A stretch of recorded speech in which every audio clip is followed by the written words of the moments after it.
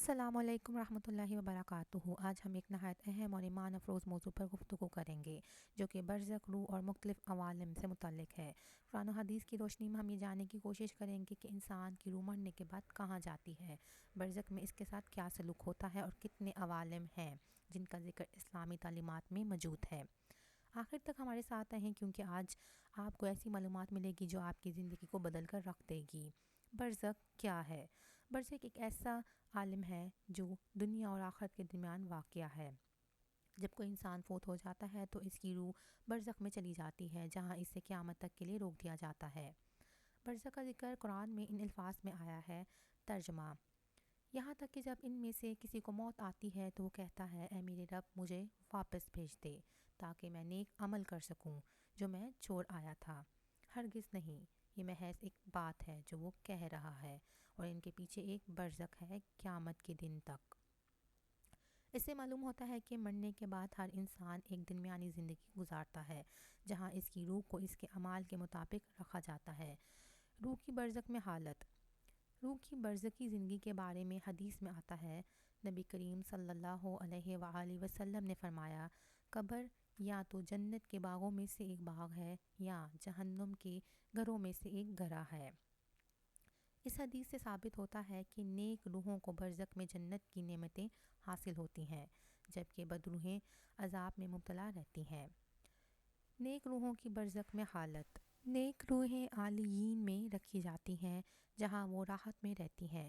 فرشتے ان کا استقبال کرتے ہیں اور ان کے لیے جنت کی کھڑکیاں کھول دی جاتی ہیں۔ بدروحوں کی برزخ میں حالت۔ بدروحیں سجین میں رکھی جاتی ہیں جو کہ بدکاروں کے لیے ایک قید خانہ ہے۔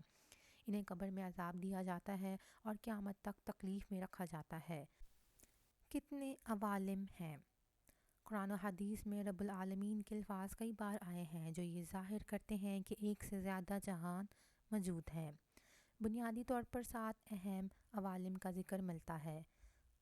عالم ناسوت، دنیاوی عالم جہاں ہم ابھی موجود ہیں۔ عالم ارواح جہاں تمام روحیں تخلیق کی گئی ہیں۔ عالم برزخ مرنے کے بعد کا درمیانی مقام۔ عالم ملکوت فرشتوں اور نورانی مخلوقات کی دنیا۔ عالم جبروت اللہ تعالیٰ کی قدرت اور روحانی طاقت کا مقام۔ عالم آخرت جنت اور جہنم کی دنیا۔ عالم سجین اور علیین نیک اور بدروحوں کے قیام گاہیں۔ برزخ کی حقیقت اور سائنسی نقطہ نظر۔ سائنس آج بھی روح اور بعد ازاں موت زندگی پر تحقیق کر رہی ہے، لیکن اسلامی تعلیمات کے مطابق یہ ایک غیر مرئی دنیا ہے جسے ہم اپنی دنیاوی ہوس سے نہیں دیکھ سکتے۔ قرآن میں اللہ تعالیٰ فرماتے ہیں، ترجمہ: اور تمہیں علم میں سے بہت کم دیا گیا ہے۔ عزیز ناظرین، برزخ ایک حقیقت ہے اور یہ ہمارے اعمال پر منحصر ہے کہ ہماری روح وہاں راحت میں ہوگی یا عذاب میں۔ ہمیں چاہیے کہ ہم دنیا میں نیک اعمال کریں تاکہ برزخ میں آرام اور آخرت میں جنت نصیب ہو۔ اگر آپ کو یہ معلومات پسند آئی ہو تو ہمارے چینل کو سبسکرائب کریں، ویڈیو کو لائک کریں اور شیئر کریں تاکہ مزید لوگوں میں ان باتوں سے آگاہی ہو سکے۔ جزاک اللہ خیر۔